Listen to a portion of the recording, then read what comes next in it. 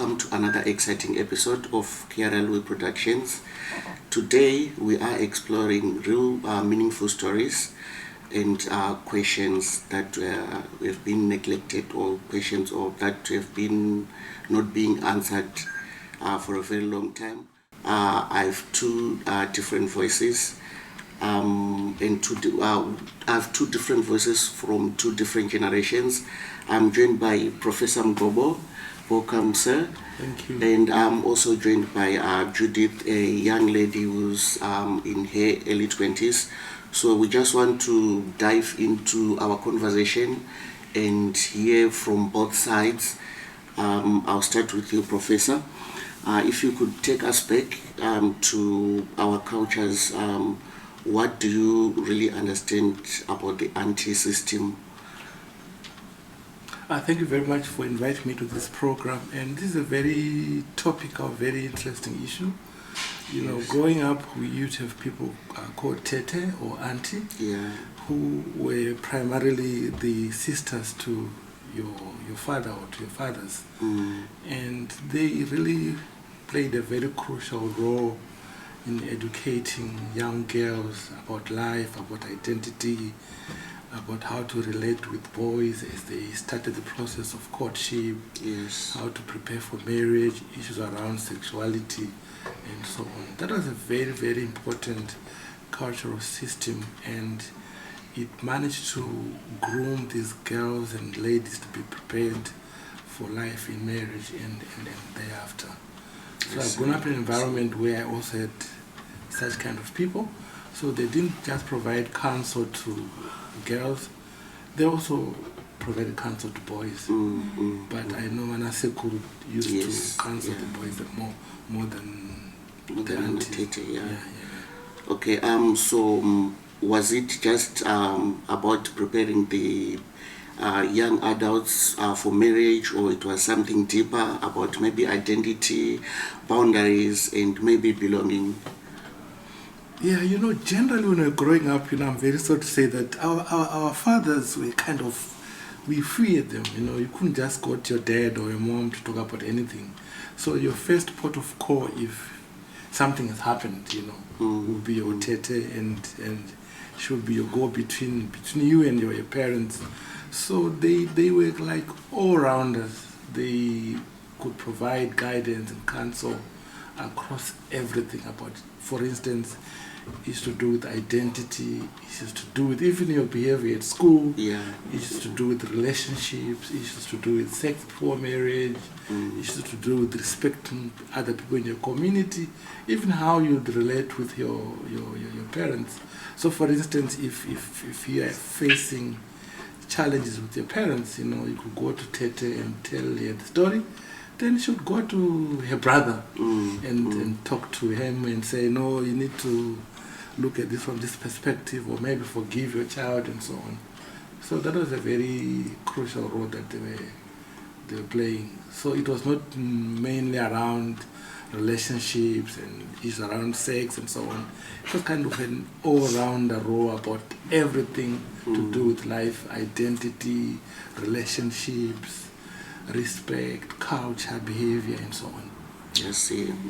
So now that maybe their voices have been silenced, or maybe we don't get to, maybe with the modern technology and all that, the modernization, do you believe the silence we see today around these topics causing emotional confusion among young ladies, that they don't have those aunties to guide them, maybe they have internet or whatsoever to guide them? Do you think that silence have confused our young children, that the aunties now, we don't get to send maybe our children to the aunties, or they don't get to speak to them? Maybe, I don't know, maybe there was a community whereby there was a gathering that were happening, maybe they will speak with them and all that. Do you think now that these young ladies, they're not experiencing that, what we've experienced, or what our mothers have experienced? Do you think it's now causing confusion to our young ladies? Or young daughters? Very good point. For me, I would want to look at it from maybe 3 or 4 perspectives. Yeah. The first one is there's been a lot of migration. You know, initially it was people moving away from rural areas into urban areas. Yeah. Now people are moving in from urban areas into overseas, going to UK, going to Canada, America, and so on. So the institution of the aunties or the tates was very solid when we were very cultural, live in a village environment where you grew up in a certain homestead and your aunt or tete is a stone throw away and so on.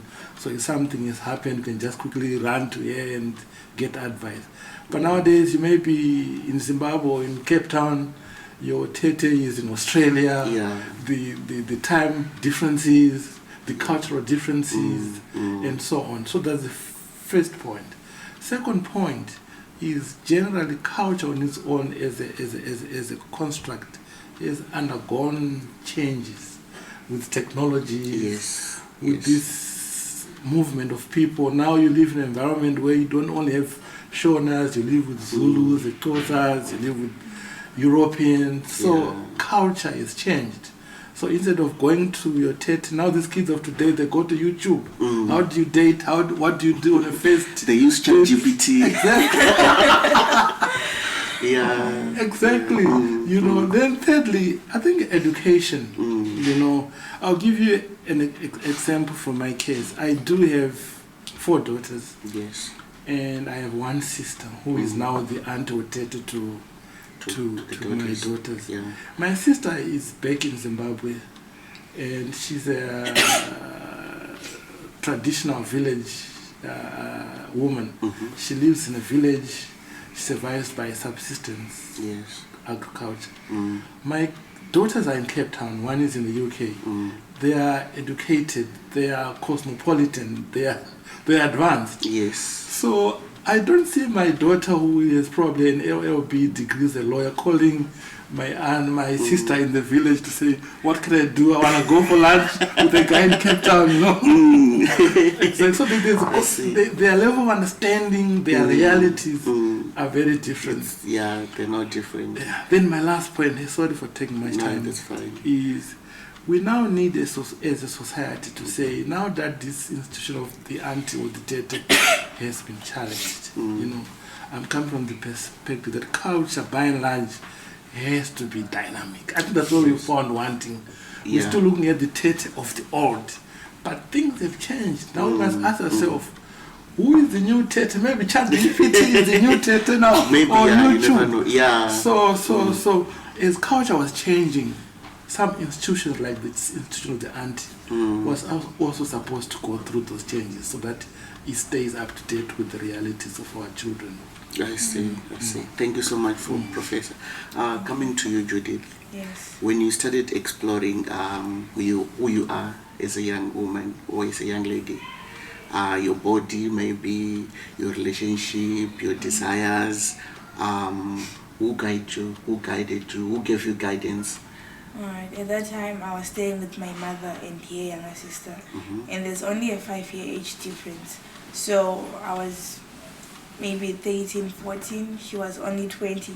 So it was very easy for me to go to her as an adolescent herself and tell her how I felt and all that stuff. And she had plenty of advice to give me, and she was always very free, and it didn't feel like a mother. It felt more like an older sister. I see. So did you maybe for some reason ever find yourself learning some of the things the hard way? Like things maybe that you've never been told, that maybe let's say you are getting into a relationship and you are having a heartbreak, or someone is, was there anyone who discussed all those things with you, or maybe you find yourself learning those things hard way? No, definitely. I think as a teenager, people can try to guide you and advise you, and sometimes you can think they exaggerate their experiences, and then there are things you experience for yourself that you just have to learn. Like there are things where you are on your own, like it just has to be lived and experienced by yourself. I see. I like it when she says they tend to exaggerate. That reminds me of what my my daughters say about me. They say I always want to personalize it. That I want to talk about my life, that I'm 51. I've got a lot of experience, I've been in relationships. I know the dangers of relationship. You are 21, you're just starting out. You benefit a lot by listening to me. But they'll say, no, you don't know what you're doing, what you're saying. I know a lot, So, yeah. So the kids of today, they want to project this image that they know almost everything. Yes. More than their parents. They know better than the parents. Exactly. That's also another source of confusion. I see. Okay, coming back to you, Judith. I don't know, maybe if you have maybe known about the cultures, about the tetes that we were talking about with Professor earlier. Have you ever maybe felt angry or maybe abandoned by your culture, or maybe someone, or maybe your sisters or your mother not teaching you how to do things as a young lady? Have you ever felt angry, maybe after a certain situation, then you feel like, no man, but if my mother was there for me, or if my sister was there for me, I think maybe I was going to do this better? Have you ever felt that way?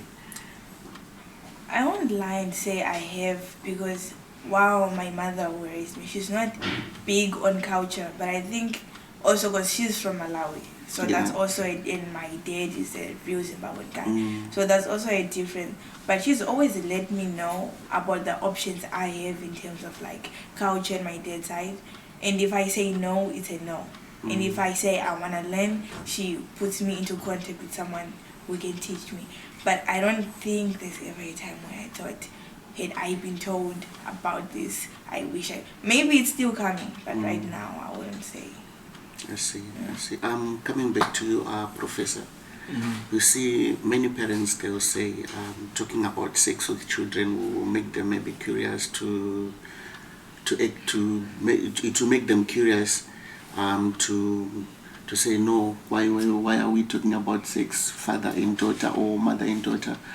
What do you think? Do you think maybe now that the aunties are not there for our children anymore, or maybe because of modernization, do you think that maybe it's a good idea to talk about our children, about their early womanhood development?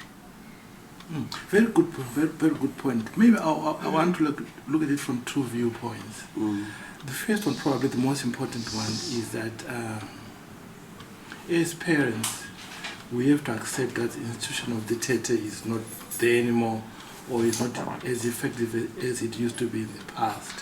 So as a father, there are some roles that I've started to play that the tete could play, I always try to be as open as possible with my daughters, I've even told them that personally, I think 99% of all the guys around are crooks, You have to be very careful, And exactly, But these kids, they don't listen to me. Only when their fingers have been bent, they come back to cry and say, hey, come to cry. I was dating this guy. My daughter told me that I was dating this guy.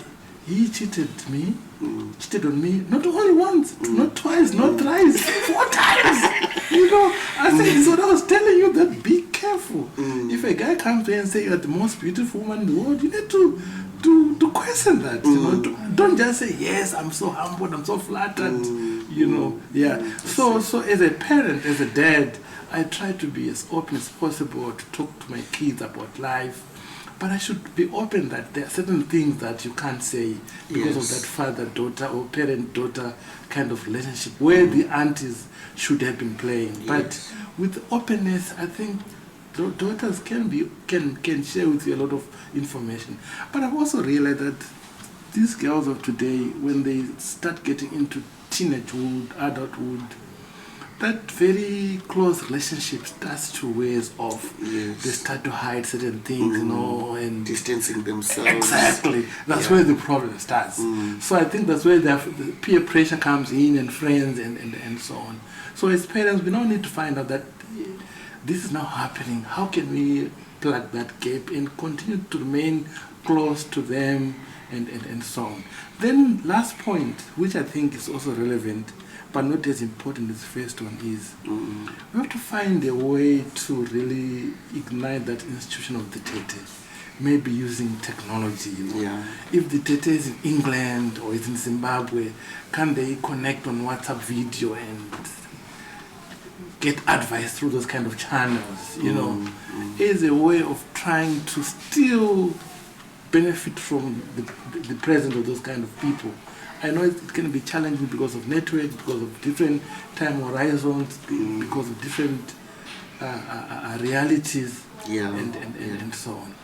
But with 4 daughters, I've got quite experience in terms of how the girl child changes. As when they are 10, 11, very sweet, 12, very sweet. 13, 14, you can't just walk into their bedroom, the door is now being locked. Now they'll ask you, why are you just entering into my room without knocking? I used to go and lie on the same bed with my daughters, but now it's like a no-go area, Yeah. So do you think maybe it's good to talk about those things with our daughters? Some of things I know they're kind of sensitive to speak between father and child or mother and child. Do you think we should speak about it with them, or maybe we should just maybe keep quiet? With the technology, maybe they'll find it themselves, or I don't know. What do you suggest? What do you think? I think as parents, we should allow our children, especially daughters, to get advice from social media and all these other networks. There isn't any technology or social media platform that can replace your role as a parent. You need to create a very open system where you can talk about anything. Even with my daughters, we talk about sex and the dangers of sex before marriage. We go to church, we've got mother advisors at church. So I try to be as open as possible. If there is anything that we don't talk about, it's because they are not opening up, But I always say that if there's any problem that you've got, please come to me. But you find as they start to have relationships, they start to be very private. They are not as open as they used to be when they were growing up and when they are young. But my advice to parents is, don't be feared by your children, Create that open kind of relationship where you can talk about anything. Yes. But of course there has to be respect. And maybe also boundaries. Yeah, I do understand that we cannot talk, we cannot discuss everything or anything. But yeah, I do understand that there should be maybe boundaries in that. But also maybe there are parents maybe who are watching with children or young ladies that are developing to womanhood. Maybe they want to talk to their children about all those things. How can they talk to them about sex with dignity without maybe making it sound like it's dirty or it's shameful? In your own maybe perspective, how maybe you are talking to her as a daughter, how can you put it so that she can understand it without her being ashamed to say no, but why is he talking about sex with me? And because it's something that they should learn, it's something that we should advise them before they get into it. So how, in your own way or in your own words, how can we speak to our young daughters without them being ashamed? For me, I've done it maybe using two ways. Rather.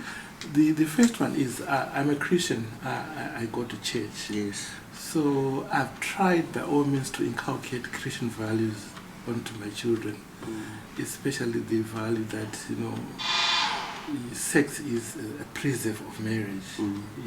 I know with many kids of today that's a very big challenge. It is. But it has its own advantages to get into marriage and you're still a virgin, fair girl. I want to believe that your husband will respect you, you know. But I know it's a challenge now. So from a Christian perspective, we say marriage, sex is for marriage. So try by all means to preserve your virginity until you get married, you know. If you can't and things have gone the other way, that's not the end of the world, you know. Yes. But try not to be promiscuous. Try to get into relationship for the sake of building a family in the future, not for the sake of just trial and error. But most importantly, when we kind of engage in this subject, I know the issue of sex is quite controversial, you know. I always try to use analogies or examples, you know. Within my family, I've got relatives, very close relatives, who have had sex before marriage. They were made pregnant, and the guys ran away. So when I talk to my kids, I use those people as examples. Yes. Don't be like A, don't be like B. No, she was in high school and she started being naughty. Look at the outcome. For you to avoid that kind of situation, this is what you need to do. So I don't confront it directly to say don't have sex. Don't. I use examples of people that they know what has happened to them. They know the consequences that if you had sex before marriage, you fall pregnant. Most of these guys, the day you say you're pregnant, that's the end of the relationship. They disappear. Now you're left with a child. You must look after the child. You are also probably still going to university. You don't have any means to look after the child. Now I'm looking after you and the child. Exactly. It now becomes your responsibility. Exactly. You know.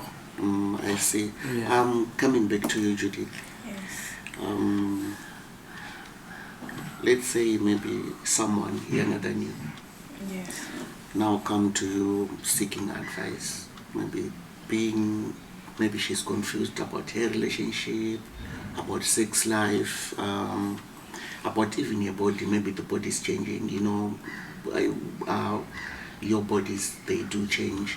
You start maybe going to your periods, if I could say. What advice would you say to a young girl who would come to you seeking advice? What would you say to As the professor said just now, I think religion is a very powerful tool in terms of sending messages across, in terms of self-love, self-respect, and just setting boundaries for yourself.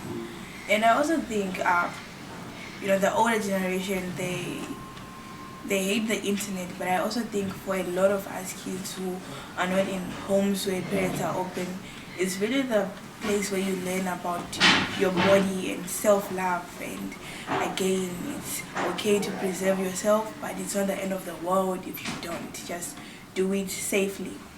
So I just think it depends on background, like where is this person coming from and what kind of future do they want. But I think self-respect, like if someone will teach them self-respect, it goes very, very, very far in terms of self-love. So do you think maybe your generation, Yes. do you think you guys need guidance from the aunties, or maybe you need you are okay by yourself because just now I've just said that maybe some of the parents they don't get to talk about all those things.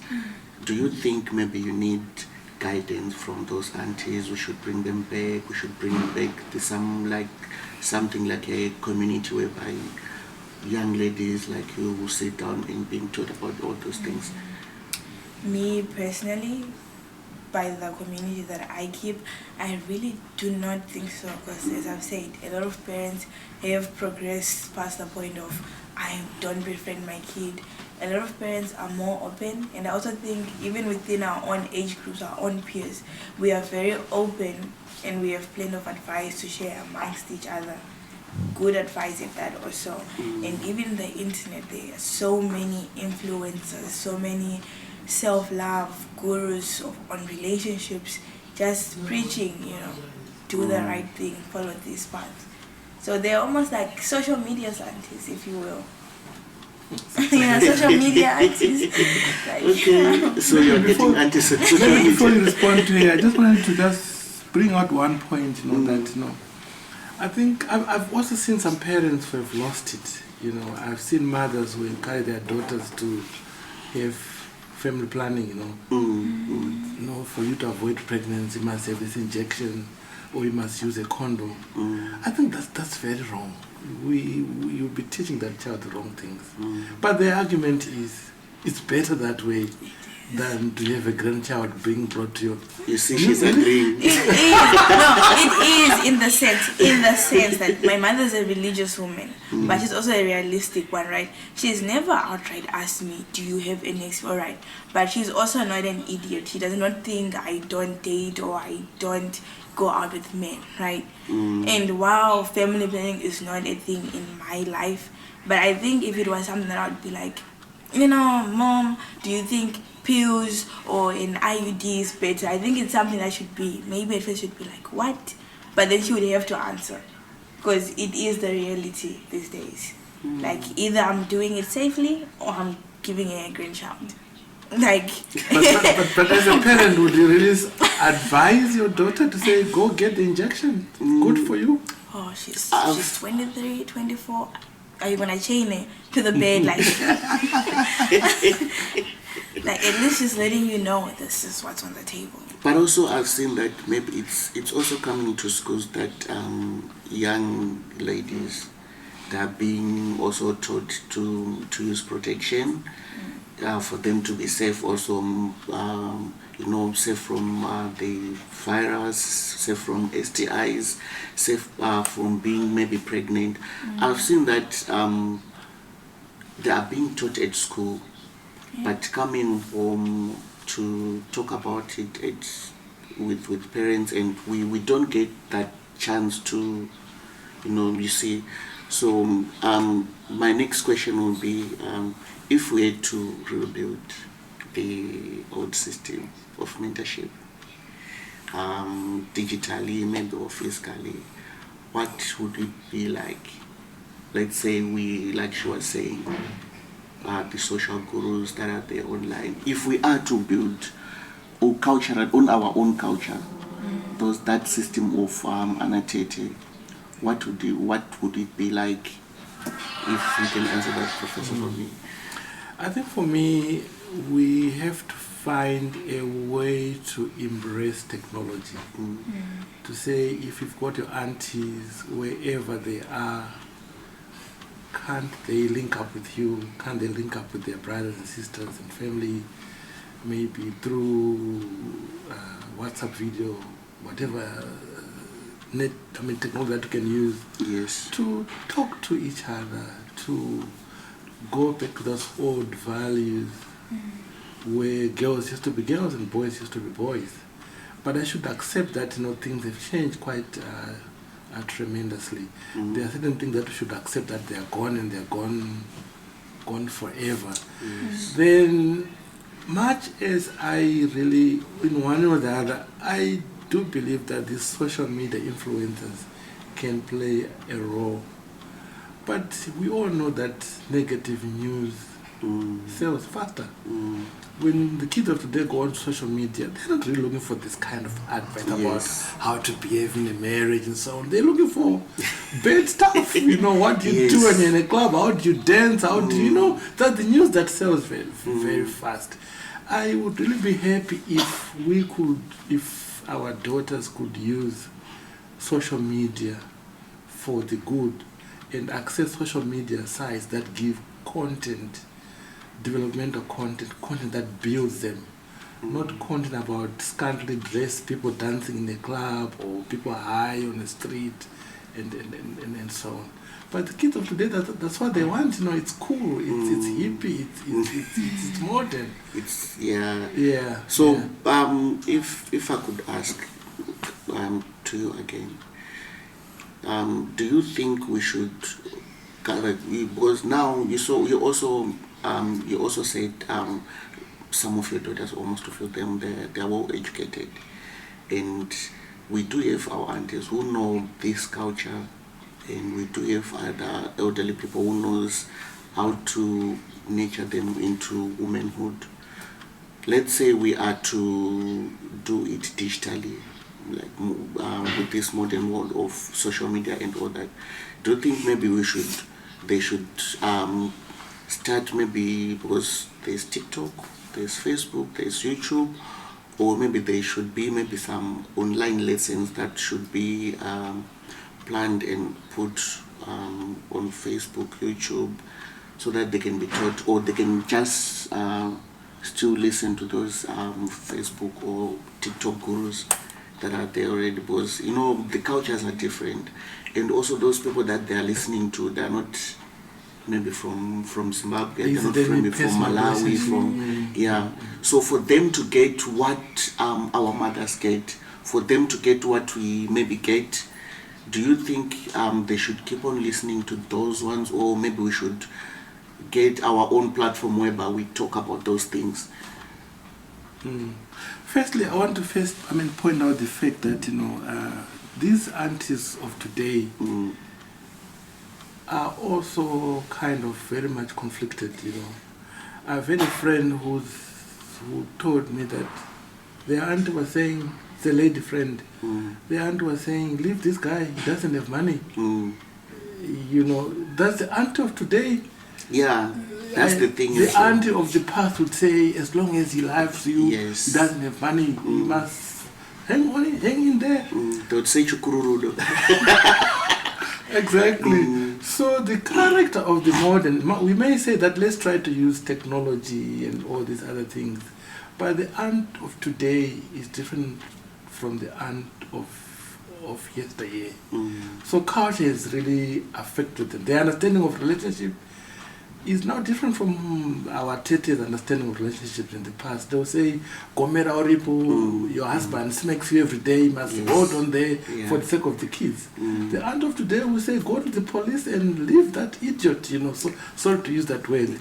Okay. So I think we need to find a middle ground where we embrace this advice that our daughters get from these sites, where like social media influencers who are kind of developmental in nature, they are positive and so on.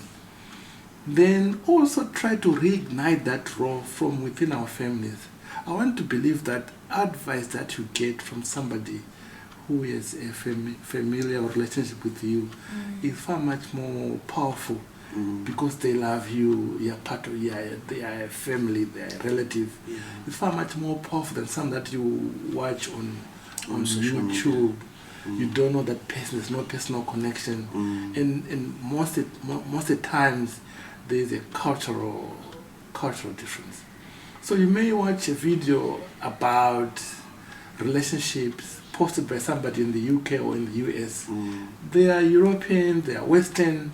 It's different from the advert that you get from a real African auntie who is from your own culture. Yes. Judith, what do you think?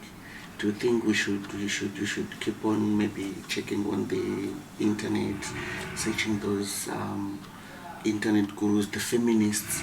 Now that's what they're calling themselves. I think we should. I think in this era of digital age, yes, because I just wanna pick up on what he said on it's better to get advice from someone familiar. It's if you are in contact with an atete, then I guess it makes sense. But also me, as I stand now, it would be weird for my aunt to call me and say, oh, you're my brother's child, let me advise you, because she's not someone I speak to on a day-to-day basis. My first thought is, what do you know about me to want to advise me? Whereas I think the older generation really underestimates how much hold these influencers have and just how powerful. Because now there's actually like a huge wave of trad feminists, like housewives, who advise. Like there is so many young girls between 15 to like 25 who actually want to settle down. Like pre-COVID, it was all no marriage, no babies. But now we've got so many young girls speaking about, I can't wait for marriage, I can't wait for kids, I want to be a housewife, I want a high value man. But also, And if this is all thanks to the internet.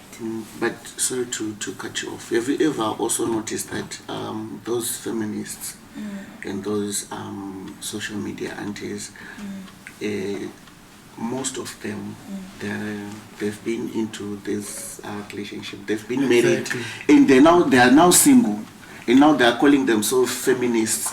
Look, this advice from our aunties, they were not getting it. Our mothers, they were not getting it from those aunties who were single. They were getting from aunties who were maybe 30, 40, 50 years in the relationship. With a lot of experience. Yes, with a lot of experience. But now, with the feminists and all that, there are people who have been in relationships and they're out.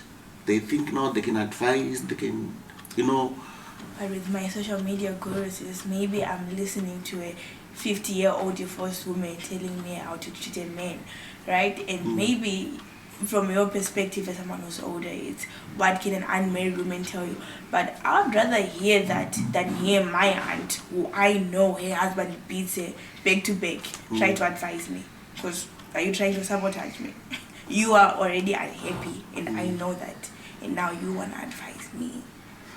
It's conflicting, conflicting interest. Yeah, I think you could potentially gain some very good advice. You just need to not just take everything as it comes. Be able to select what's relevant to you, noting that there could be some cultural dynamics, there could be issues of relevance, and that you're not related with this person, they don't know you, whatever advice to you does, they are not personally interested in your life. Some of them, they are also pushing content. They want likes and so on, so they say something that you want to hear. And they want what you want to hear. Exactly. So you really have to be very selective in the kind of content that you get access to. Some of it is a really very, very, very good content that can help you. But the absence of that personal relationship is a big, big problem. Yeah. So what I was trying to shade to Judith was, I do understand that, social media, maybe she gave an example, maybe the aunt is being harassed by the husband and all that. But look, you don't know this social media. They are living for content, like what you're saying. They are living for likes, they're living for them to push to benefit for their own benefit. But we don't know what is really happening behind, you see. So my point was to her is, and also to you, is it, do you think or do you suggest that to get advice from someone whom you know, maybe let's say from experience, okay, let's leave the aunties, people are going to church now. There's this elder or there's this couple that you know at church that has been in a relationship or in a marriage for a very long time. Do you think maybe it's better to seek advice from the people that you know, that you really know that their background and all that, or to seek advice for someone who's on internet, who's just maybe reflecting to what's good for you, not knowing what is happening behind? That's a very good point, that as a way to recover from this situation, I think we now need to look at communities around us. The aunties in Zimbabwe, the others in Australia, in New York, they're far away. So let's work with communities around us. And if you go to church, for many churches, for instance, even my church, there are people that play the role of the mother advisor. They play that role of the old tete or aunt within the church. We've got so many social communities within where we live. So they could be very important institutions to provide advice. But I want to be very honest with you, Louis, that, sorry to say that, the kids of today, they are kind of rebellious. Much as you may give this motherly advice, their thinking and understanding of realities is different. It's totally different. Yeah. Only until their fingers are bent, they will say, what you're saying is the truth. Yeah. And if you look at the number of children that are born out of wedlock, if you look at children born by teenagers in South Africa, the number is shocking. Yes, a lot. You know. And some of them, they're first child without a father, second child without a father. It means that they're not learning from their mistakes. So there has to be some kind of fundamental character change. You know, you may give advice, but is that advice being taken seriously? That's true. You know. Yeah, true. Yeah, I see. So maybe if we could, maybe if our ancestors were to listen to this conversation, what do you think they would say about us? Talking about this womanhood with our children, talking about maybe sex with our children. What do you think they would say? Because now we don't have those aunties now, or they are far, they are distant from us, and let's say we are to talk to our children about all those things. What do you think our ancestors would say about that? Maybe before I respond to your question, I just want to share with you one story about my eldest daughter. She came to me one evening. I don't know whether she was serious or she was just joking. She says, I decided to have a nose. It's called a nose ring? Nose ring. Something that... Yeah. I said, what is that? I don't even want to see that. Says, hey, Dad, you are so outdated. You don't move with the times. You don't know what's modern, what's trending. And so, but I said to myself, God gave you this nose. Beautiful nose. Why do you want to put a ring on that nose, you know? So like, I think that alludes to my earlier point that, you know, the kids of today are kind, most of them are kind of rebellious. I think our ancestors in their graves, sorry to be very negative, I think they're turning in their graves saying, what has happened to our offsprings? We've lost direction. Yes. You know, and I'm sure they are saying, why can't we go back to the old ways of doing things? Unfortunately, we cannot go back. We have to embrace the new and find ways of building that new institutions that still subscribe those old values. You know, to say, my daughter, don't be rebellious. Sex before marriage could be cool and nice. Your friends did it. That doesn't mean that you must do it. Because these are the dangers, these are the risks, and so on. You know, so we can't go back to the old ways of doing things, but we can find ways of recovering and embracing the new to deal with current realities. Yeah, I see. The child of the past and the child of today are different. Are totally different. Well, your last words, Judith. No, I think... What would you like to say? Maybe to someone who's watching now. I think you did like my daughter. No, I think so. As we've discussed here, you know, culture matters, but I think at the end of the day, culture and Western values can coincide, and you know, choose what works best for you. Take what's relevant from culture, take what's relevant from the Westerners, and make it work for you. There is no wrong way of living. It's all gonna work out at the end.